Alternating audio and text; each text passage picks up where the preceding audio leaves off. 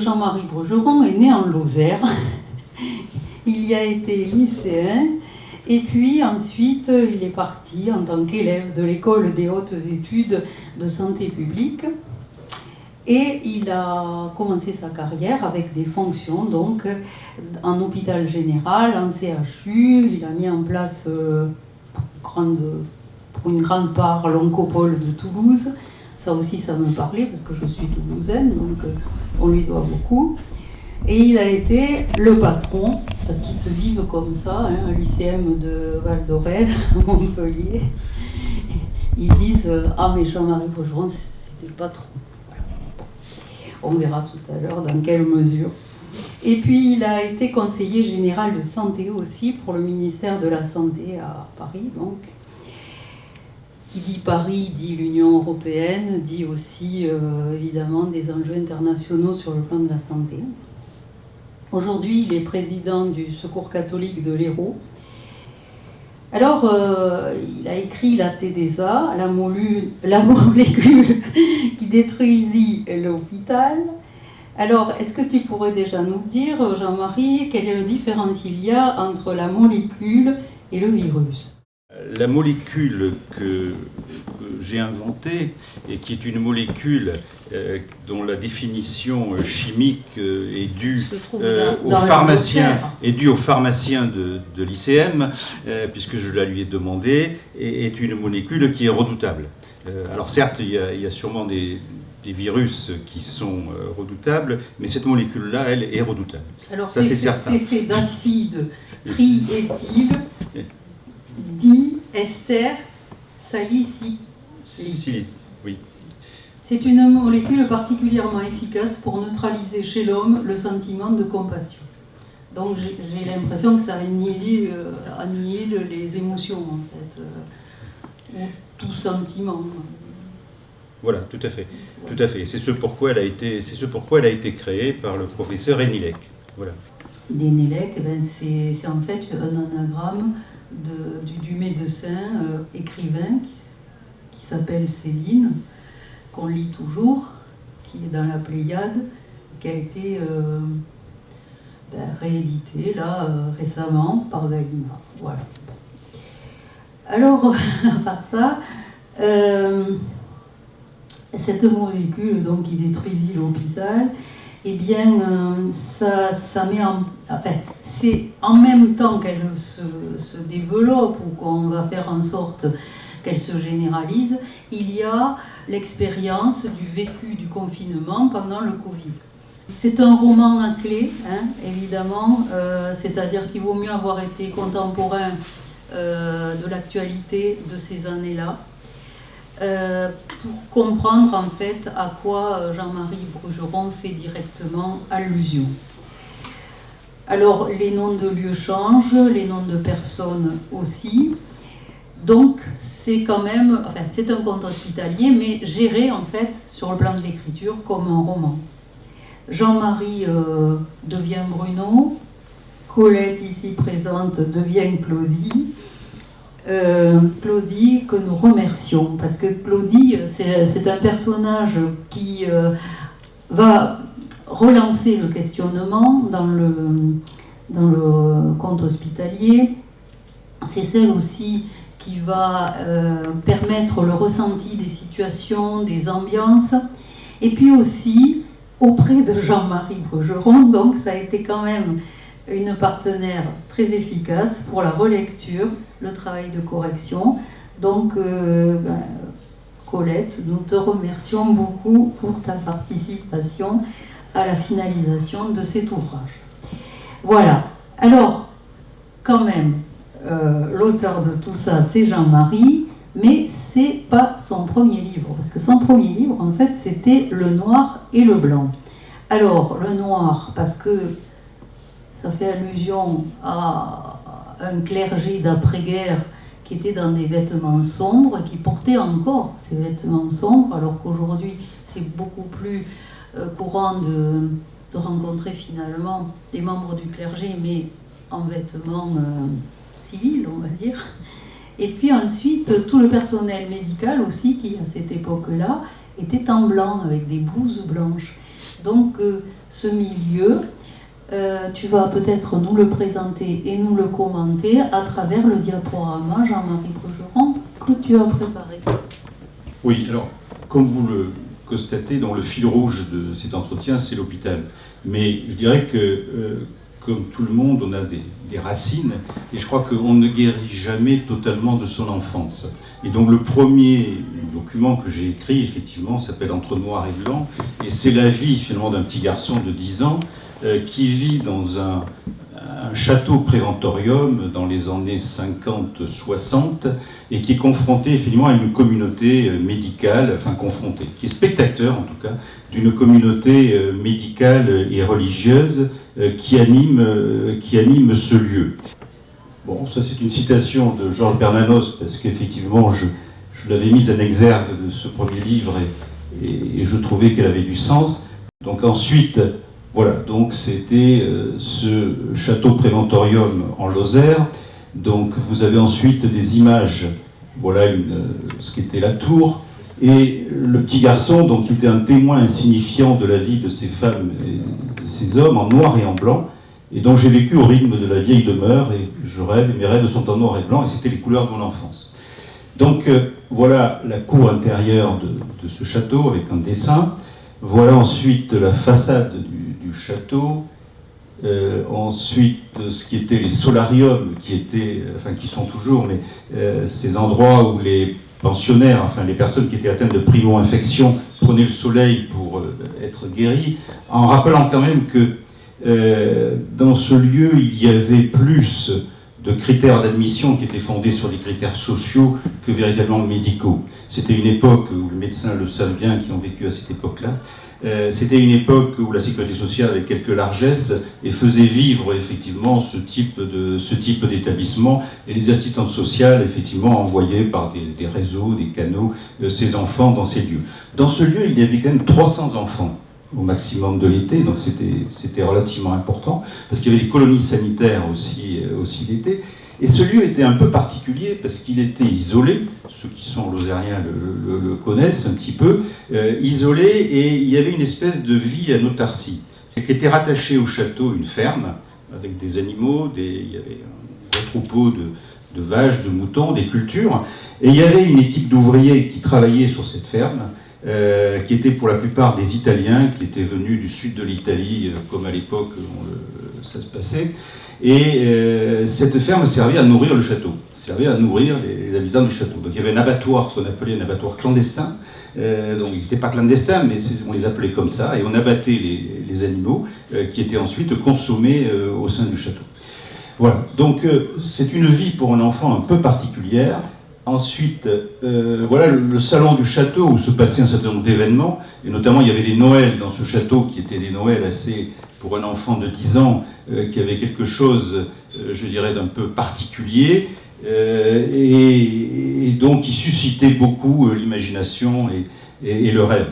Et je disais que voilà la campagne aux alentours, et que finalement, vous savez, Chateaubriand avait Combourg pour rêver et pour regarder son château. Moi, c'était pas mon château, mais c'était quand même un peu le mien, parce qu'on habitait sur le site, et donc j'ai passé beaucoup de temps dans ce château que mon père connaissait dans tous ses méandres, puisqu'il s'occupait de beaucoup de choses, mais y compris de l'entretien, et donc il connaissait toutes les pièces, et donc je me déplaçais avec lui dans tous les endroits de ce château. Voilà un petit peu quel a été le lieu de cet enfant. Voilà la chapelle qui était en fait, la chapelle était la salle d'armes du château, mais qui avait été utilisée par mon grand-père comme lieu pour mettre du fourrage à une autre époque. Vous voyez, donc c'était voilà.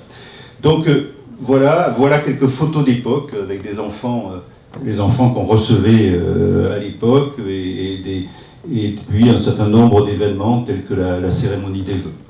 Voilà. Alors voilà tout ça pour un petit peu camper un petit peu les origines, mais qui sont des origines dans un milieu hospitalier, confrontés à des médecins et à un pouvoir religieux qui était assez fort, puisque ce centre était dirigé par un chanoine qui s'appelait le chanoine Alméras, et qui était un homme tout-puissant, qui avait, je vais dire, vie de droit et de mort sur tous les employés. Vous savez, il n'y avait pas de syndicat, c'était ceux qui n'étaient pas contents prenaient la porte, et voilà.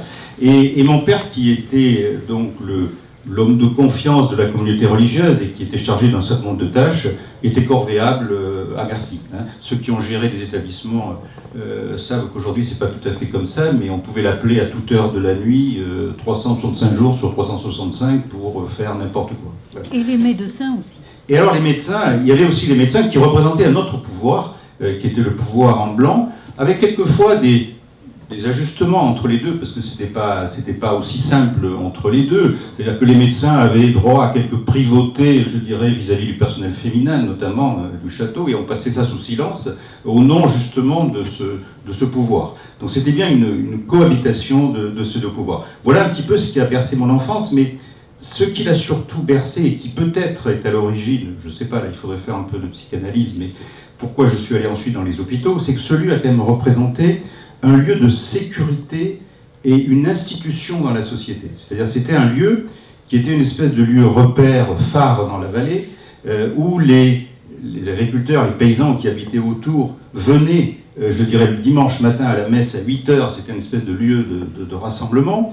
Et ce lieu où il y avait, j'allais dire, de la lumière un petit peu tous les jours de l'année et toutes les nuits, c'est un petit peu comme le phare de l'hôpital public aujourd'hui dans nos villes. Voilà, c'est un peu ça. Et je pense qu'il y a un lien entre ce lieu, cette enfance, et ensuite ce choix que j'ai pu faire et ce qui s'est passé après pour moi. Voilà, je pense. Voilà. Donc c'est pour ça que j'ai tenu à mettre ça là et que j'ai essayé de traduire ça dans ce petit ouvrage à l'époque, voilà, qui s'appelait Entre noir et blanc. Voilà. Alors, est-ce que je peux revenir quand même sur l'enfance ? Tes origines, c'est que lozérienne ou il y a aussi d'autres endroits géographiques en France ou à l'extérieur ? Non, c'est vraiment que lozérienne. On ne voyageait pas beaucoup. Tu sais, moi à l'époque, je n'étais jamais allé à Paris jusqu'à ce que je passe le concours d'entrée à l'École nationale de la santé.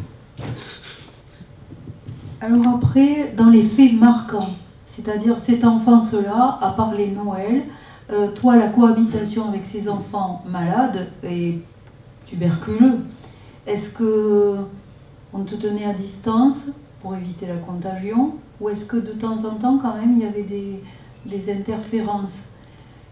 Et en dehors, justement, de ce lieu, est-ce que toi, il y a des faits marquants de ton enfance qui ont pu influencer après ton parcours et tes prises de position ?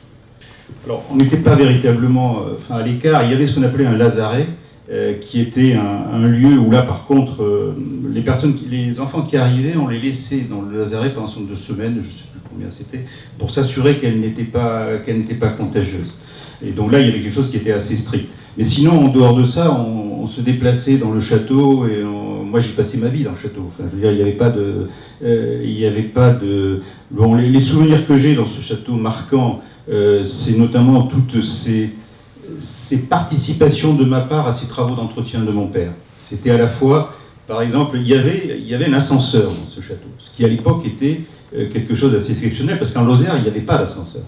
Je m'en suis rendu compte quand je suis arrivé en 6e à Mende, où j'ai parlé d'un ascenseur, et les professeurs m'ont dit « mais il n'y a pas d'ascenseur en Lozère ». Là, il y avait un ascenseur, c'était un roscombalusier, comme on en trouvait encore à Paris dans certains hôtels en bois, vous savez, avec un grillage, etc.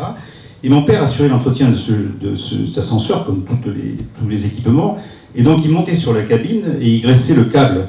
Et moi, j'étais chargé dans la cabine de faire progresser le câble, je dirais de 20 cm ou plus, et il fallait qu'il soit assez confiant, parce que sinon en haut, il y avait 4 ressorts qui attendaient la cabine et le plafond. Voilà. Donc c'était ça les souvenirs que j'avais, c'était la chaufferie du château qui tombait souvent en panne. C'était une espèce d'énorme chaufferie qui chauffait un nombre de mètres carrés, un volume, de mètres cubes important, qui tombait en panne très souvent. Voilà. C'est ces souvenirs-là, c'est ça qui a marqué mon enfance dans ce lieu. Voilà, mais rien d'exceptionnel, sinon ce lieu confiné, sinon ce lieu un peu fermé. Alors dans le livre, il y a une citation de Bernanos, ce n'est pas un auteur sans intérêt. Est-ce qu'il y a d'autres influences justement d'écrivains ou de personnages scientifiques ou même on va dire, de personnalités marquantes dans d'autres domaines, qui ont fait que justement cette enfance ou cette jeunesse a été questionnée finalement. Alors, j'ai un souvenir un peu particulier, c'est qu'un jour, la supérieure de la communauté religieuse m'a offert un ouvrage de Teilhard de Chardin, à une époque où j'étais relativement jeune. Et donc, j'ai lu cet ouvrage, et très jeune, j'ai été intrigué, j'ai pas dû comprendre tout, je pense, mais j'avais quand même lu ça, sur l'infiniment grand et l'infiniment petit. Et donc, je passais, après des heures, à contempler le firmament le soir, pour effectivement découvrir qu'on n'était pas grand-chose sur notre Terre et qu'il y avait un infiniment grand qui était semblable à l'infiniment petit. Et j'avais trouvé cette idée assez étonnante, enfin pour moi en tout cas enfant, et c'est un livre et quelque chose qui m'avait marqué dans cette enfance, qui était certainement, j'étais sûrement un peu jeune pour appréhender ça. Ensuite, quel est le rôle de ta mère institutrice dans les découvertes que tu as pu faire ? Alors, je crois que le rôle de ma mère était un peu... Ma mère, qui était donc institutrice, était un petit peu à l'opposé de mon père. Mon père était quelqu'un qui était très respectueux de l'ordre établi et de ses pouvoirs qui s'exerçaient dans ce préventorium. Et ma mère était quelqu'un, au contraire, qui avait plutôt tendance à porter un regard critique sur tout ça. Et je pense que ce en quoi elle m'a influencé, c'est effectivement peut-être de porter un regard sur la société qui était beaucoup plus critique que le faisait mon père, qui lui était un homme de l'ordre, était un paysan d'origine paysanne en tout cas, et qui estimait qu'on ne devait pas toucher à l'ordre établi. Par contre, ma mère, elle, estimait que cet ordre établi, on pouvait le critiquer, et souvent elle critiquait le chanoine de ce lieu, sur son comportement, sur le fait qu'il n'y ait pas de syndicat, sur le fait que, etc., etc. Voilà, ça c'est ce qu'elle m'a apporté dans cet équilibre-là.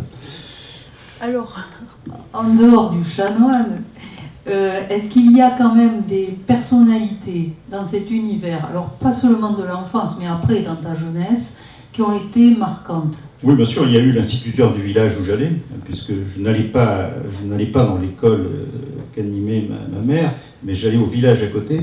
Et donc l'instituteur était un instituteur, je dirais, pur produit des hussards de la République. Hein. C'était exactement ça. Donc c'était un instituteur laïque, dans le sens le plus profond. Hein. C'est-à-dire que lorsqu'il y avait des décès dans la commune, il restait à la porte de l'église, il ne rentrait pas dans l'église, enfin des choses que certains ont pu connaître dans ces villages. Mais c'était quelqu'un d'une grande qualité, pour l'enseignement qu'il nous apportait. C'était un couple qui était instituteur avec son épouse. C'était une époque où les instituteurs étaient respectés, c'était les notables du village, c'était au même titre que le curé. En même temps, il était secrétaire de mairie, bien sûr, etc.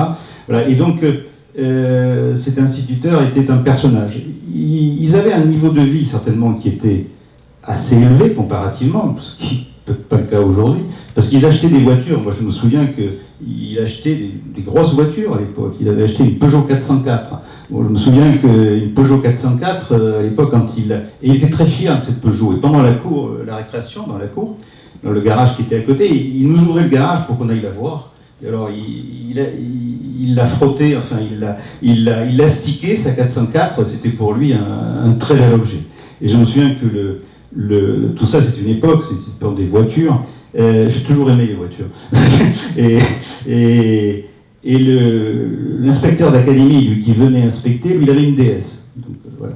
Et donc, l'instituteur nous disait que il valait mieux les 404 que les DS. Bon, alors, venons-en quand même assez rapidement maintenant au parcours personnel. Qu'est-ce qui va être le déclencheur de ta formation, voire de ta vocation? Le déclencheur, je crois que c'est à la faculté de droit ici à Montpellier, où effectivement Mais est-ce que tout ça était inconscient? On ne sait jamais comment on choisit un métier. Bon, en tout cas, le métier, c'est celui-là que j'ai voulu choisir, et uniquement celui-là, puisque c'est le seul concours d'entrée que j'ai passé. Je n'ai pas souvent, dans ces cas-là, on passe plusieurs concours. Moi, je n'ai passé qu'un.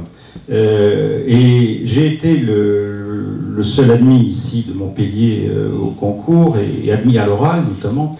Et à ce moment-là, j'ai rencontré un autre personnage assez intéressant sur Montpellier, qui s'appelait Serge Lirsac, qui était un conseiller au tribunal administratif de Montpellier, et qui avait la faculté d'avoir été enseignant, puisqu'il avait été instituteur en Algérie, et ensuite il avait gardé un goût pour la pédagogie. Et donc, quand il a vu que j'avais été reçu pour passer l'oral, et comme nous, on était quand même, je dirais, en province un petit peu, enfin, on n'était pas les mieux préparés pour le grand oral à Paris avec Sciences Po, etc., qui étaient quand même mieux préparés que nous, il m'a préparé de façon individuelle à ce type d'exercice, et j'ai un souvenir très fort de cette personne-là. Alors après, au début de ta carrière, donc, quelles vont être tes premières initiatives personnelles? Alors, je ne sais pas si au début de la carrière j'ai eu beaucoup d'initiatives, je crois que j'ai eu un compagnonnage très fort, comme ça se passait à l'époque avec un directeur général, pour qui j'étais là aussi un peu corvéable à merci. Aujourd'hui, mais j'étais corvéable à merci, c'est-à-dire que Colette pourrait en témoigner, mais ça se passait au Mans, et puis ensuite au CHU de Caen. Et là, on a fait un travail énorme, c'est-à-dire qu'on travaillait, je ne sais pas combien d'heures, mais c'était le week-end aussi. Enfin, bon, et en plus, il avait une passion, c'est qu'il jouait à la pétanque. Et il jouait au bridge et à la pétanque. Et donc la nuit, il jouait au bridge. Et puis, de temps en temps, le dimanche après-midi, il avait envie de faire une pétanque. Donc il m'appelait, et donc il fallait que j'aille jouer à la pétanque avec lui. Je crois que si aujourd'hui on avait ce type de comportement vis-à-vis de quelqu'un dans une équipe, je ne suis pas sûr que ça tiendrait bien longtemps. Mais c'était ça le compagnonnage. Et on était très fiers de travailler avec lui. C'est-à-dire qu'en plus, c'était un tribun, c'était en CME, pour ceux qui connaissent le fonctionnement des hôpitaux, je veux dire, c'était quelqu'un qui était capable d'haranguer la CME et de retourner l'Assemblée. Et nous, on était là un petit peu comme un public, enfin l'équipe de direction, et on était très fiers de travailler avec lui, vraiment très fiers. Son père était instituteur, lui aussi, et il était aussi très attaché à ce que les courriers, les textes que nous faisions soient très bien écrits. Et donc il nous reprenait les textes, je dirais, à la virgule près. Enfin, voilà, ça a été le compagnonnage. Alors les initiatives que j'ai prises, j'ai pris l'initiative, c'est que je suis devenu représentant syndical, à ce moment-là, des directeurs d'hôpitaux.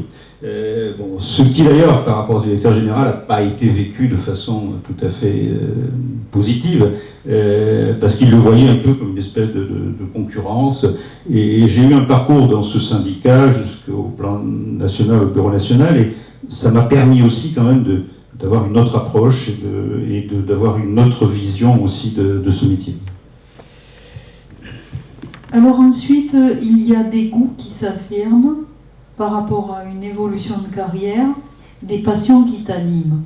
Alors, justement, comment ça va se manifester? Alors, outre cet engagement, je dirais, dans ce syndicat, qui m'a apporté quand même la notion un petit peu de travailler en groupe, de travailler en équipe, enfin, qui était quand même quelque chose de faire avancer les choses en équipe. Au sein de ces hôpitaux, j'ai toujours essayé de fonctionner un peu comme fonctionnait mon père, finalement. Et notamment, j'ai eu toujours beaucoup de sympathie pour toutes les équipes techniques qui travaillaient dans ces hôpitaux, pour les cuisines aussi. Et souvent, dans les hôpitaux où j'ai été, à Noël, je suis toujours passé dans la soirée. C'était l'époque où la cuisine était préparée encore, était préparée le jour même. Et donc, je suis toujours passé dans les cuisines pour aller rencontrer les cuisiniers. Parce que ça me rappelait, je pense les cuisines du château où j'étais toujours fourré. Et donc, j'y allais toujours. Et donc, j'étais assez admiratif devant ces personnes qui travaillaient là et qui faisait fonctionner cet hôpital aussi avec des fonctions qui n'étaient pas des fonctions considérées comme nobles, mais qui étaient nécessaires aussi au fonctionnement de l'hôpital. Indispensable.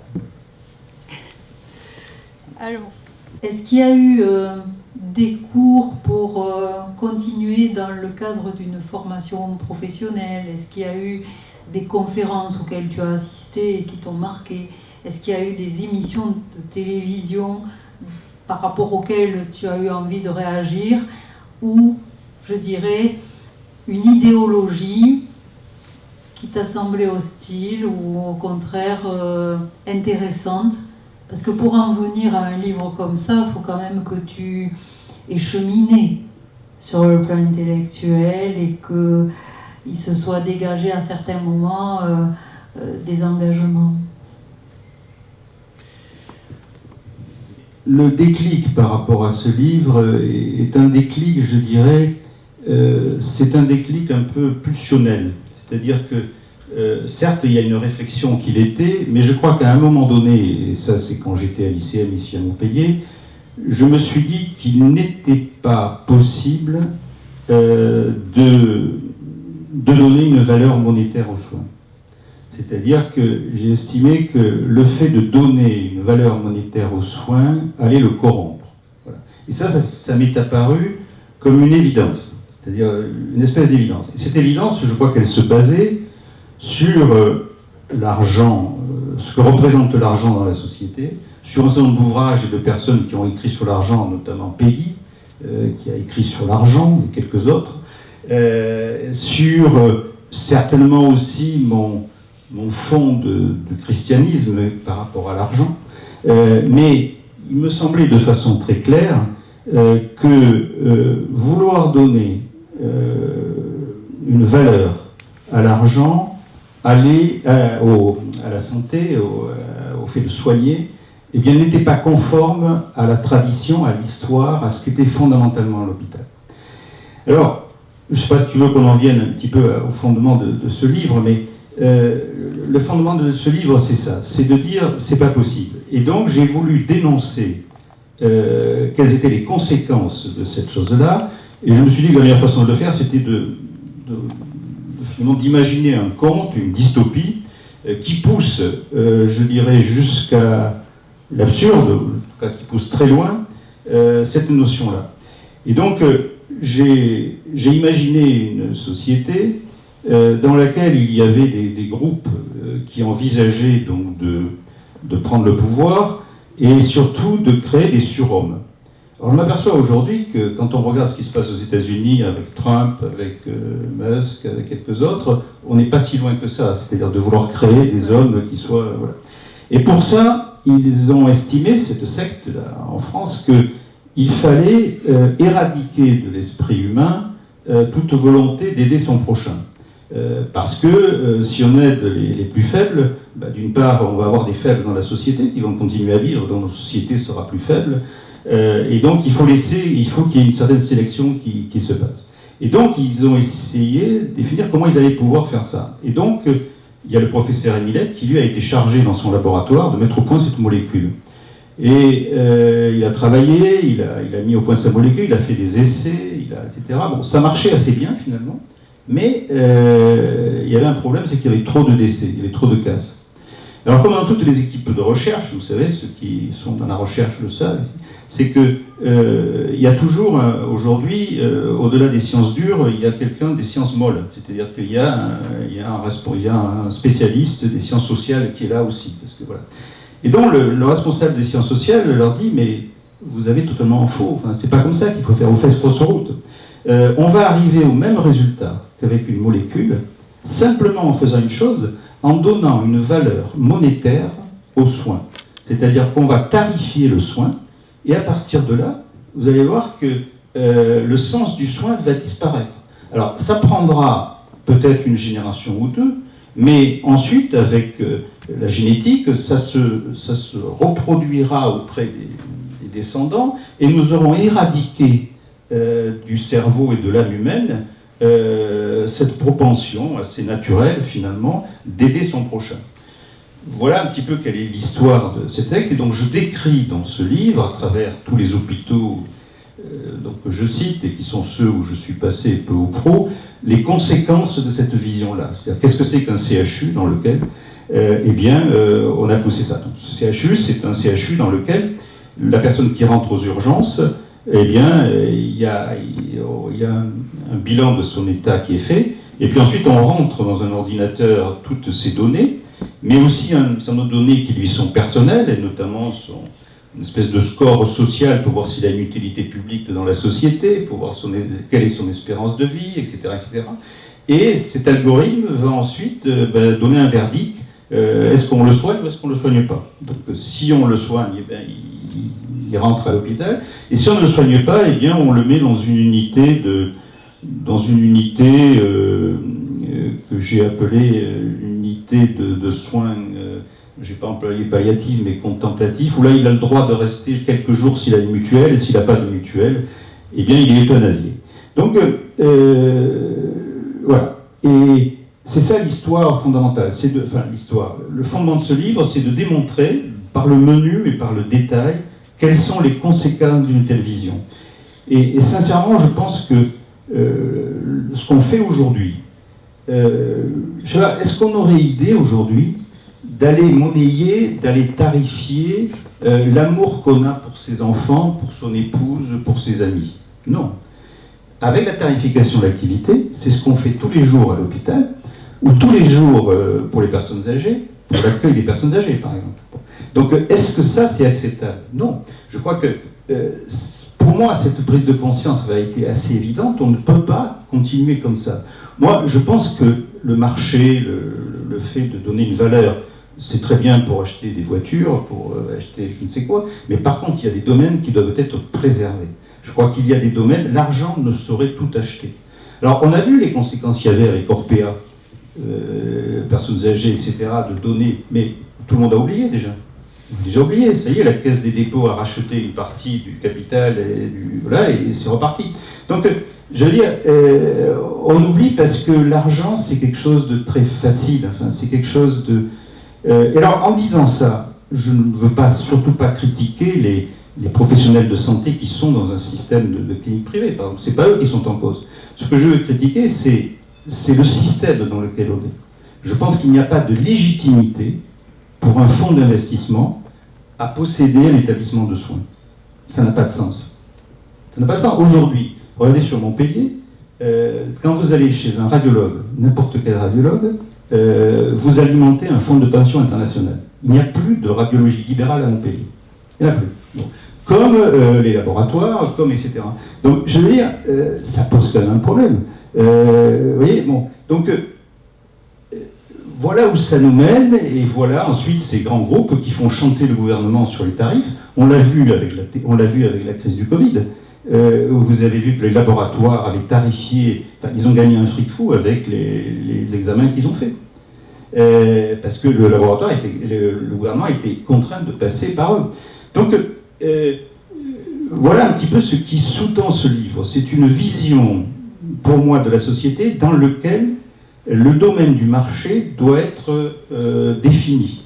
Mais sur la santé que je connais, alors je connais moins bien le problème du logement ou le problème d'autres secteurs qui peut-être aussi posent problème, mais sur la santé, je pense qu'il n'y a pas de légitimité. Je pense que ça, c'est pour moi un combat personnel, enfin un combat que je mène et que je souhaite mener. Alors je sais bien qu'aujourd'hui, dans le contexte, c'est très difficile, parce que on voit bien, l'environnement, il est fait autrement. Et quand on regarde l'histoire de l'hôpital, qu'est-ce que c'est? Un hôpital, c'est quoi finalement? Parce qu'on a donné beaucoup de définitions, on dit c'est une entreprise, etc. Non, l'hôpital, ce n'est pas une entreprise. L'hôpital, c'est un lieu pour aider ceux qui sont en difficulté, pour aider ceux qui ont besoin. Soit parce qu'ils sont pauvres, soit parce qu'ils sont malades, soit parce qu'ils sont handicapés, etc. C'est ça l'hôpital. Vouloir lui donner une autre définition, je dirais que ça n'a pas de sens. Les hôpitaux sont nés auprès des temples grecs. Vous savez, c'était Asclépios, etc. Et ils sont nés parce qu'on accueillait les voyageurs, les pèlerins, qui venaient pour consulter les dieux, et donc il y avait des baraquements, etc. C'était ça. Donc ensuite, la chrétienté a repris et le concept et a développé les hôpitaux. On ne construisait pas avant une cathédrale sans créer un hôtel-Dieu à côté. Donc, dès le départ, l'hôpital a une origine religieuse, a une origine donc de faire la charité, d'aider celui qui est dans le besoin. Ensuite, la Révolution a repris ce concept-là, et les hôpitaux sont devenus des hôpitaux communaux, et les pouvoirs publics, je dirais, les ont fait fonctionner, etc. Et ça n'est qu'aujourd'hui. C'est pour ça que je pense que la clinique privée aujourd'hui, à l'échelle de l'histoire de l'hôpital, c'est un accident. Ça passera. Alors, je ne sais pas dans combien de temps, mais ça passera. Une société doit avoir des institutions qui aident les plus faibles. L'hôpital, c'est par excellence celle-là. Et toute cette histoire le démontre. Voilà. Donc, voilà un petit peu le fil. Et aujourd'hui, ce que nous essayons de faire au Secours catholique, je dirais, c'est aussi dans ce droit fil. Voilà. Quant à la halte ici, quai Verdanson, on a un pôle médical, par exemple, où nous avons des médecins qui viennent, dont un ici, qui viennent consulter gratuitement les SDF. Voilà, c'est ça aussi, vous voyez, c'est ça. Donc, quand on parle du malaise de l'hôpital, excusez-moi, mais là-dessus, je suis un peu décousu sûrement, mais quand on parle du malaise de l'hôpital aujourd'hui, ce malaise, c'est parce que les soignants ne retrouvent plus le sens de leur engagement et le sens de pourquoi ils travaillent. C'est ça, une partie du malaise de l'hôpital. C'est même pas essentiellement un problème de moyens à l'hôpital. C'est un problème de sens. Ce qui m'a intéressé, moi, quand je suis arrivée à la page 119, ça a été ce qu'il dit sur la recherche. La recherche est aujourd'hui soit financée par l'État qui n'accompagne que les projets pouvant avoir un impact fort sur le maintien en vie des forces vives de la nation, selon la terminologie officielle, soit par l'industrie pharmaceutique qui soutient les projets en fonction de sa propre stratégie.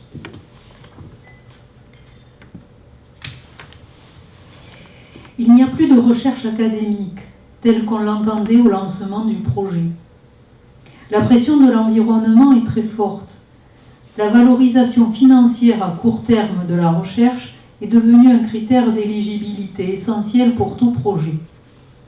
Les algorithmes utilisés par les pouvoirs publics pour accepter un projet s'inspirent de la CIME en vigueur pour les soins.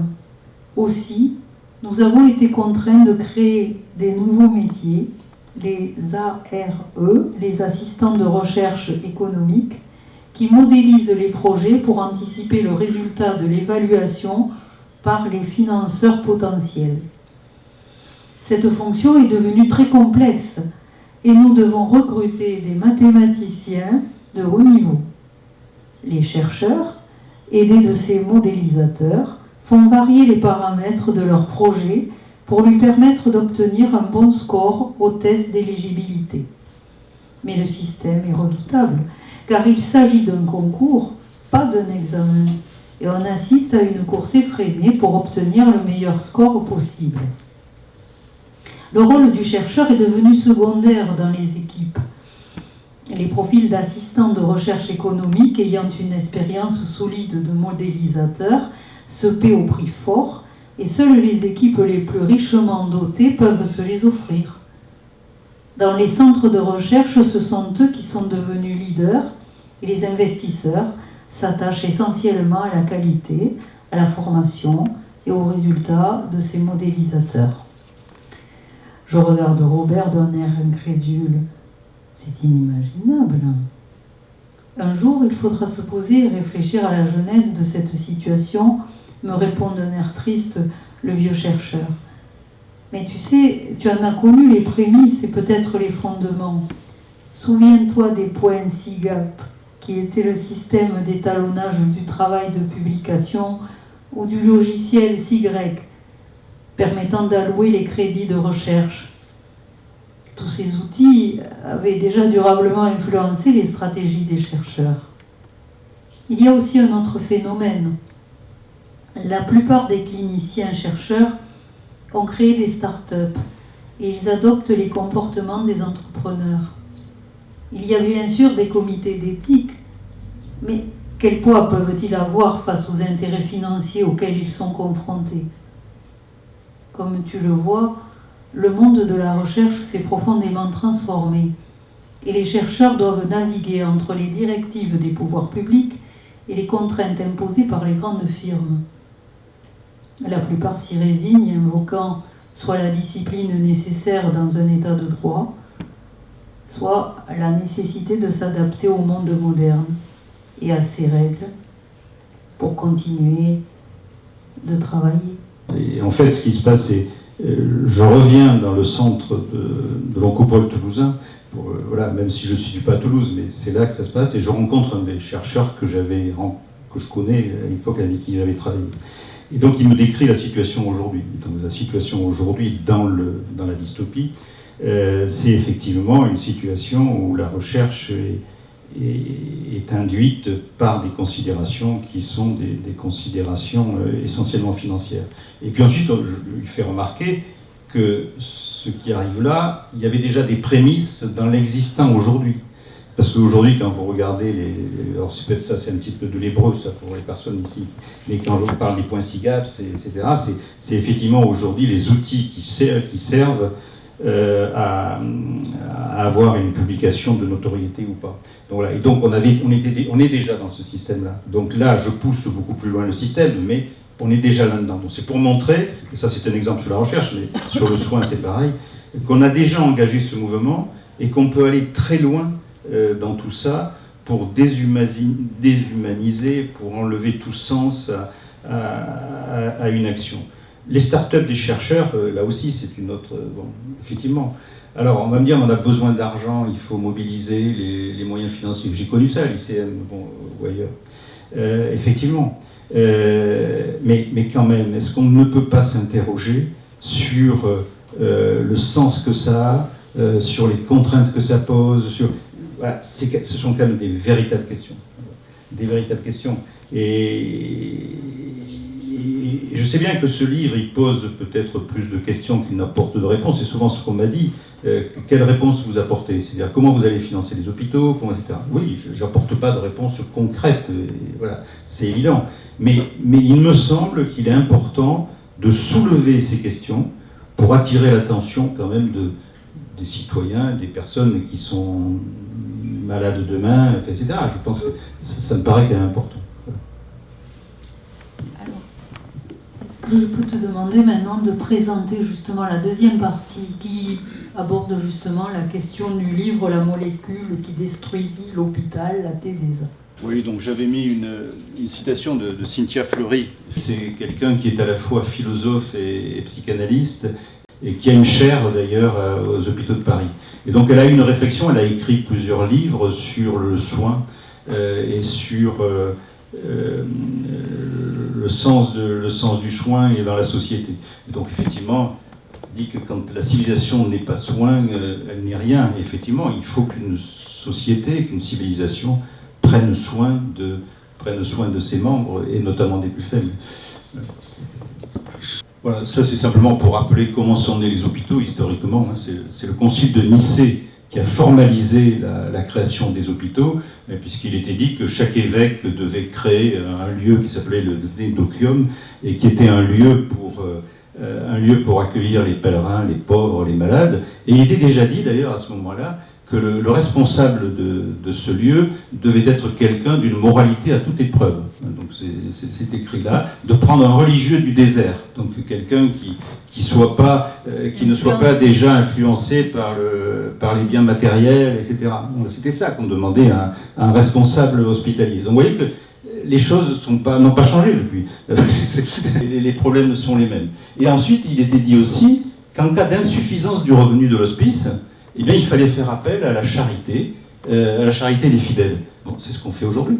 Aujourd'hui, le système de financement des hôpitaux, on fait appel à travers la sécurité sociale, qui est un système organisé, mais on fait appel à tout le monde. Voilà. Simplement, et c'est là où il y a un problème majeur, c'est qu'aujourd'hui, nous avons des acteurs qui sont dans un système qui n'est pas celui-là, qui est un système du commerce, qui est un système marchand, et qui viennent, je dirais, utiliser ce système-là.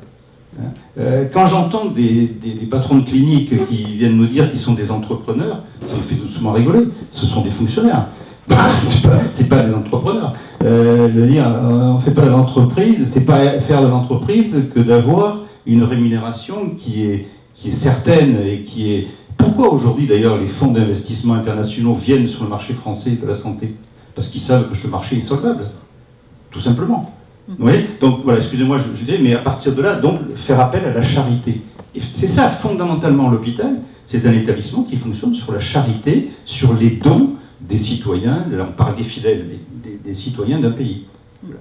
Donc c'est ce que j'ai voulu dire. Alors, la tarification de l'activité, oui, ça c'est dans le livre, c'est une phrase du livre, une invention géniale, parce que tarifier l'activité, monétiser le soin, introduire l'argent au cœur du dispositif, c'était redoutable d'efficacité pour redonner son rôle de réparation des individus. Voilà, donc ça, on l'a développé, je pense, suffisamment. Voilà. Ensuite, la T2A, donc là, c'est tout ce que j'ai décrit effectivement sur le système lui-même, hein, donc il intègre les paramètres, donc c'est l'algorithme qui permet de décider si on va soigner un patient ou si on ne va pas le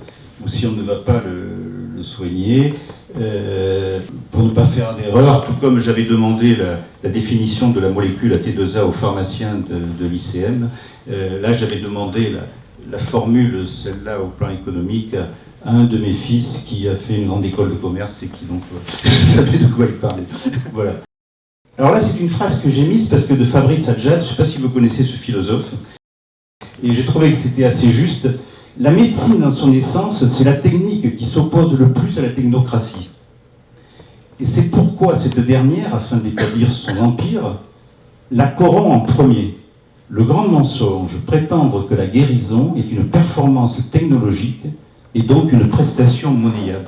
Quand je dis que ma secte là, d'extrême droite qui veut prendre le pouvoir, elle commence par donner une valeur aux soins pour justement introduire un autre type de société, je pense qu'on a là un philosophe qui, vous voyez, dit la même chose sous une autre forme, hein, c'est-à-dire que donc il faut corrompre la médecine, voilà, qui est...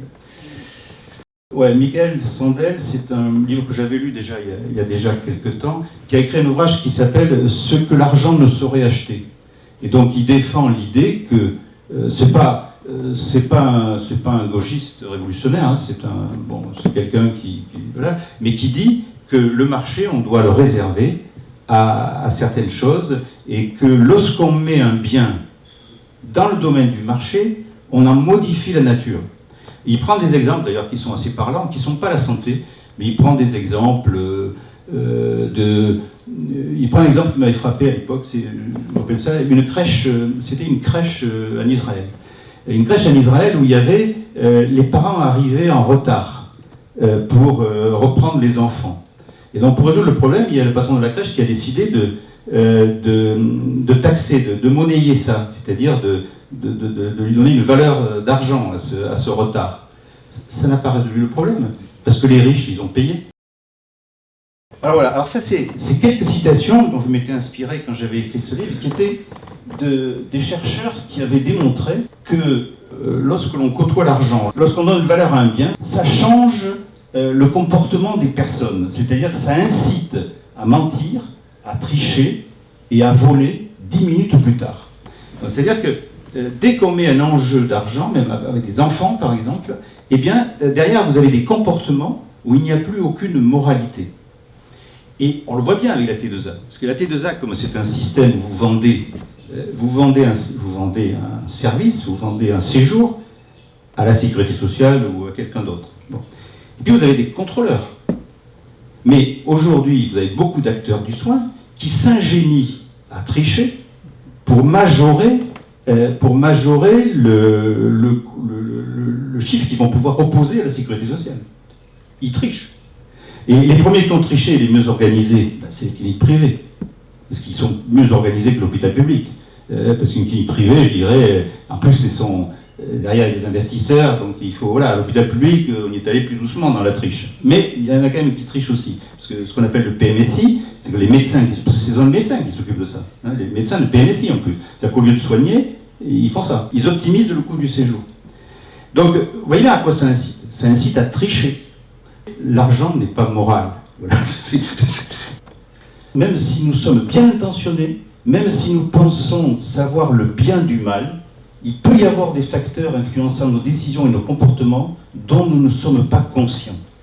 De plus, et c'est un point qui nous intéresse hautement pour notre projet, la réaction est aussi efficace en l'absence de récompense financière directe. Oui, même si c'est pas soi personnellement, c'est pas nous personnellement qui avons l'argent, le résultat, si c'est indirectement, eh bien il y a les mêmes réactions. Nous sommes donc devant un effet qui dépasse la relation entre l'individu et le support monétaire. Nous avons désormais la preuve qu'il s'agit d'un effet à dimension environnementale. Voilà. Donc j'avais trouvé ça intéressant de dire qu'il y avait d'autres personnes qui avaient qui avaient réfléchi à ça, et que moi, le petit exemple que j'avais sur la santé c'était général. Parce que le titre de c'était un hôpital à la façon de Guy de Montpellier. Et donc Guy de Montpellier, c'est celui qui a créé le premier hôpital à Montpellier, donc au Moyen-Âge. C'est un peu le Saint-Vincent de Paul de Montpellier. Voilà. Et donc, on a décidé, Monseigneur Turini a décidé de dénommer la halte Solidarité à laquelle nous travaillons, Bernard et Mireille ici, et Dominique aussi, et d'autres, a décidé de l'appeler Guy de Montpellier. Donc voilà, en souvenir de... Et donc, un hôpital à la façon de Guy de Montpellier, eh bien, c'est un hôpital qui accueille tout le monde, qui s'attache à être attentif à ce que on le fasse dans le respect de ses valeurs morales. Et quelque chose qui me frappe, vous savez, quand je me déplace en ville, je ne sais pas si ça vous frappe pas, ça vous voyez un tas de cliniques privées qui portent des noms de saints. Ça vous frappe pas? Moi, quand je vais dans n'importe quelle ville où vous allez, vous avez la clinique Saint-Machin, la clinique, etc. Mais ils doivent se retourner dans leur tombe, non? Vous pensez pas? Et toutes les religieuses qui ont travaillé dans ces cliniques, et tous ceux qui ont, à l'époque, dans ces établissements, et qui aujourd'hui sont devenus des pompes à fric pour des fonds internationaux. Enfin, je veux dire, c'est quand même étonnant, non? Il n'y a pas de quoi écrire un livre. Voilà, bon, ça c'était un clin d'œil parce que le livre a reçu le prix de l'Académie de Toulouse, du Languedoc, l'Académie du Languedoc. Et là, vous avez à gauche quelqu'un qui s'appelle Henri Cousse, qui a été mon parrain là, pour cette affaire-là. Henri Cousse, c'est quelqu'un d'exceptionnel. C'était le patron de la recherche chez Pierre Fabre, à Toulouse. Et c'est quelqu'un qui m'a dit, on a fait pareil, il m'a dit, tu sais, toi avec ton livre sur la T2A, toute ta vie, tu as travaillé finalement à faire fonctionner la T2A. Ce qui est vrai, hein. Puisque moi, quand j'étais directeur d'établissement, j'essayais de convaincre des médecins qu'il fallait faire de la T2A. Enfin, parce qu'il y avait des réticents quand même à l'époque. Hein. Moi, je me souviens d'un président de CME dans l'établissement qui, T2A, il ne voulait pas entendre parler. Et il avait raison. Et moi, il disait qu'il fallait le faire, qu'il fallait le convaincre. Bon. Et lui m'a dit, moi j'ai fait pareil. Parce que Henri Cousse, là, il a 140 brevets à son actif.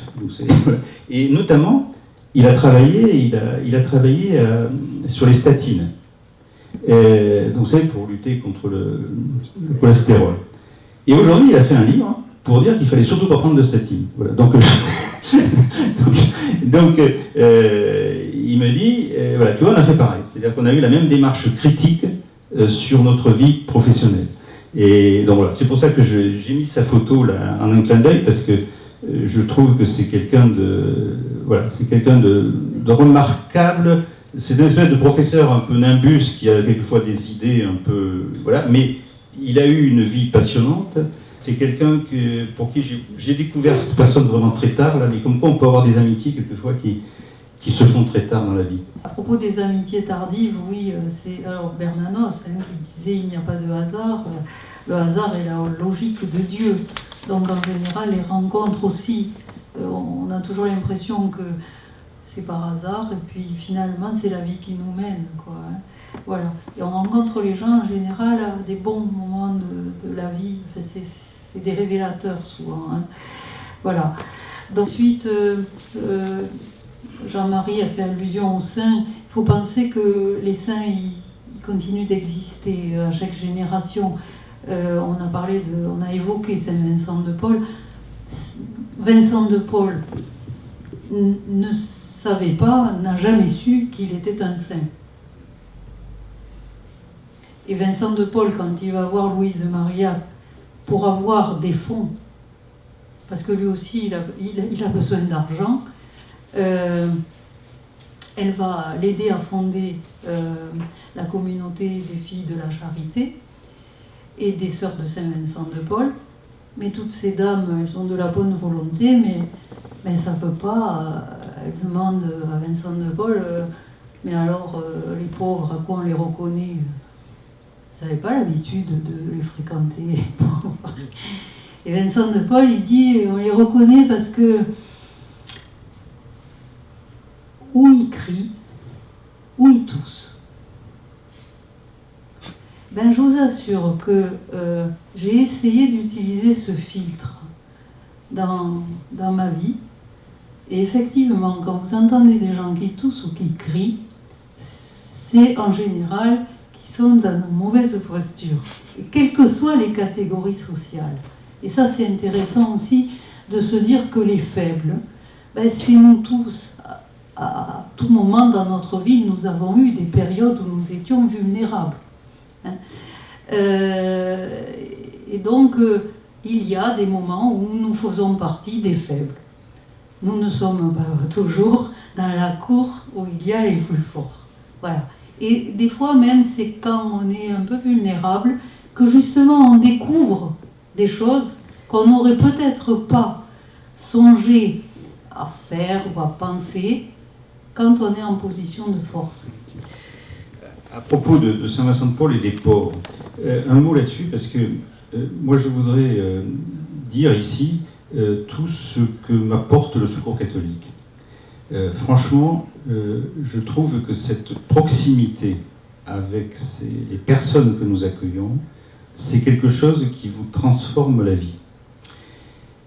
Dans la santé là, et dans l'hôpital, quelque chose qui m'a toujours frappé, c'est que aujourd'hui, on met de la distance entre la personne qui soigne et la personne qui est soignée. Il y a toute une distance. Alors cette distance, c'est les machines, c'est les diagnostics, les analyses, etc. Et donc, j'ai toujours souvent pensé, moi, que cette technologie, c'est quelque chose pour finalement se protéger. C'est-à-dire qu'on ne voit pas la réalité, le médecin soigne derrière son ordinateur, etc. Et je pense que c'est le contact avec les malades et le contact avec les pauvres qui vous fait prendre conscience de la réalité. C'est-à-dire qu'il m'arrive d'avoir, comme tout le monde, des préventions, des idées toutes faites, des choses qui circulent sur CNews ou sur Europe 1, et vous savez, le genre de choses. Et l'autre jour, par exemple, j'ai déjeuné à Campredon avec ce qu'on appelle notre équipe alimentation. Bon. Et là, on était une vingtaine de personnes de toutes, voilà, et rencontré, il y avait des Afghans qui étaient sans papier, il y avait des personnes qui étaient seules pour élever son enfant, enfin, etc. Et là, en discutant avec ces personnes, en échangeant, en mangeant avec eux, ce qu'ils avaient préparé, enfin, je veux dire, vous avez une autre vision de la société et de ceux qui sont les plus faibles. C'est-à-dire que vous ne pouvez plus vous contenter de porter des jugements ou des choses de loin en disant il y a trop d'étrangers en France, les pauvres ils ont qu'à se bouger pour aller chercher du travail, pour chercher la nourriture, etc. Je veux dire, c'est bien cette proximité qui fait que.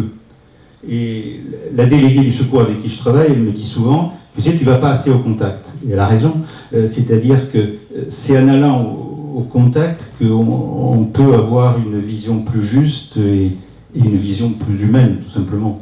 Mais peut-être qu'on ne se change pas aussi facilement, et quand on a vécu dans un établissement, direction d'établissement pendant longtemps, on a des habitudes un petit peu d'éloignement. Voilà. Mais voilà, enfin, je voulais vous livrer ça parce que cette histoire de distance par rapport aux pauvres, je crois que lorsqu'on met en contact des pauvres avec des politiques, par exemple, on l'avait fait quelquefois au Secours catholique, on leur fait prendre conscience que c'est pas aussi simple qu'ils veulent bien le dire, quoi. Voilà, ou qu'ils veulent bien le dire parfois. Alors, je ne sais pas si j'ai le temps de parler des 3 catégories de la population que tu avais imaginées dans le livre. Parce que je lui ai dit, tu es le Barjavel de la médecine. Alors, d'ores et déjà, je vous informe que la population sera répartie en 3 catégories. Catégorie 1, les travailleurs nationaux affectés à des tâches vitales. La défense, sécurité, alimentation, soins. Les moyens de protection leur seront attribués de façon prioritaire. Ils bénéficieront d'un suivi médical régulier pour vérifier leurs aptitudes médicales et préserver leur force de production. Catégorie 2. C'était pendant le Covid. Ça. Oui. Bon, on peut l'imaginer dans d'autres circonstances. Catégorie 2. Les autres travailleurs nationaux qui constituent, pour ainsi dire, nos groupes de réserve. Tout sera fait pour protéger leur capacité à travailler, si nécessaire, sur des fonctions sensibles pour la vie du pays. Catégorie 3. Les travailleurs non nationaux et les personnes non actives. Des mesures strictes à leur encontre seront prises pour éviter qu'ils absorbent les ressources rares de la nation ou qu'ils constituent un facteur aggravant de dissémination de l'épidémie. Je dois également vous préciser que les fonctions sensibles de notre outil de production ou de notre appareil d'État qui seraient occupées par des personnes issues de l'immigration ont vocation à l'être par des nationaux de souche. Des mesures incitatives, dans un premier temps, seront mises en œuvre pour accompagner ce mouvement d'assainissement de notre corps social. Enfin, j'ai pris une décision grave, mais nécessaire. Cette décision, je ne l'ai prise qu'après avoir consulté le comité éthique interministériel qui, désormais, sera systématiquement saisi avant toute décision ayant trait à la sécurité nationale ou à l'intégrité physique des personnes. Cette décision, je l'ai prise car il en va de l'avenir, de la survie de notre pays. Seuls les pays qui auront pris les mesures courageuses pourront, après avoir vaincu ce fléau, faire partie du concert des nations puissantes. Cette épidémie peut aussi nous donner l'opportunité d'assainir notre société et de la débarrasser des fardeaux qui l'empêchent de dominer le monde, comme nos ancêtres ont pu le faire. Aussi, je vous informe que le pentobarbital, plus connu sous le nom de Namputal, sera désormais à disposition des médecins, mais aussi des infirmières dans les établissements pour personnes âgées, et qu'il pourra être administré selon un protocole national. Et comme nous sommes dans un état de droit, les familles concernées auront la possibilité d'établir un recours devant une commission départementale présidée par un haut fonctionnaire. Cette commission pourra allouer des compensations financières en cas d'utilisation non conforme au protocole de dispensation de ce médicament. La mise en place de cette procédure évitera d'avoir à saisir les tribunaux. En effet, il ne serait pas acceptable que nos soignants, le fer de lance de notre défense sanitaire, puissent être traduits devant une instance civile ou pénale en cas de défaillance humaine. Toujours possible dans les circonstances dans lesquelles nous nous trouvons. Des cellules d'écoute psychologique seront à la disposition des familles. J'ai également pris la décision, après avis de la Haute Autorité de Santé, d'autoriser les services de médecine du travail de nos entreprises à délivrer des kits pour IVG médicamenteuses, jusqu'à 10 semaines d'aménorrhée. Ce délai pourra être porté à 12 semaines avec surveillance par monitorage e-santé pour les femmes occupant des postes particulièrement sensibles. Tout le monde comprendra que dans la période que nous vivons, une grossesse ne puisse porter atteinte à notre action de redressement national. Je sais pouvoir compter sur l'esprit civique de nos concitoyens.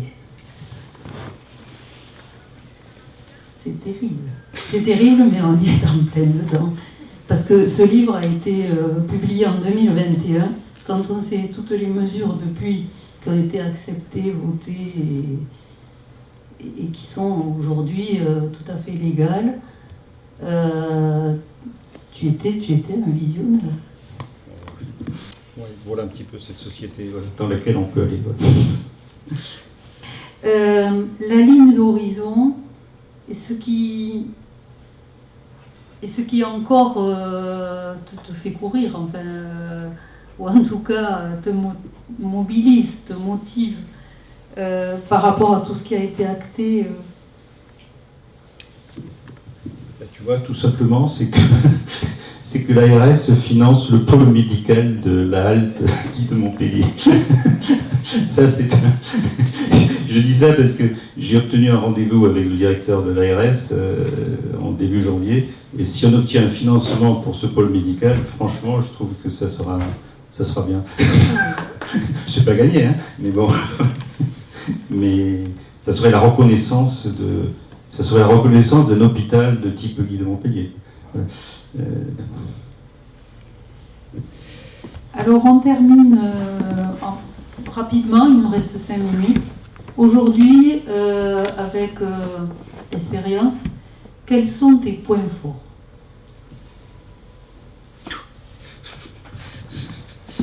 Alors là, je ne sais pas bien quels sont mes points forts. Je crois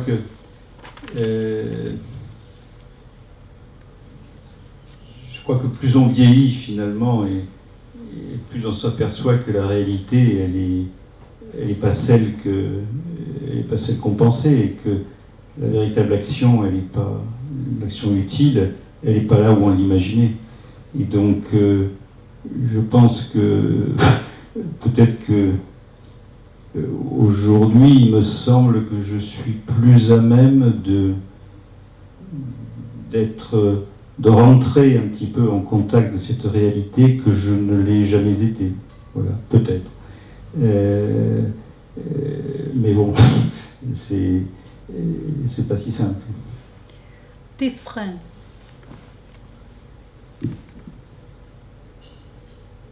Les freins, ils sont naturels, je dirais, c'est la vieillesse. c'est le fait que le temps qui reste est compté, c'est le fait que je pense que c'est ça les freins à une action ou à une réflexion. C'est-à-dire qu'il reste, quand tu regardes finalement ce que tu voudrais faire, et voilà, tu te dis que finalement il y a peu de temps, quoi. Tes sources de joie? Alors, moi j'ai découvert là récemment que ces contacts avec ces personnes dont je parlais tout à l'heure, ces personnes accueillies, je crois que vraiment c'est des sources de joie. C'est-à-dire que c'est des sources d'humanité. C'est-à-dire que la vérité elle est là. Je crois que franchement les relations, la qualité des relations, la vérité des relations. Vous savez, quand on est dans un métier, on joue toujours un rôle, on a un habit, et je pense que se déshabiller, finalement, je pense que se déshabiller, ça fait partie de devenir plus humain en se déshabillant. Et je crois qu'au contact des plus pauvres, des plus délaissés, finalement, on ne peut pas se cacher derrière des habits, derrière des fonctions, et je crois que ça c'est un élément qui me semble important. Alors, ça sera le mot de la fin. Est-ce qu'il y a une citation ou une devise sur laquelle tu t'es appuyé ou sur laquelle aujourd'hui tu aimerais conclure?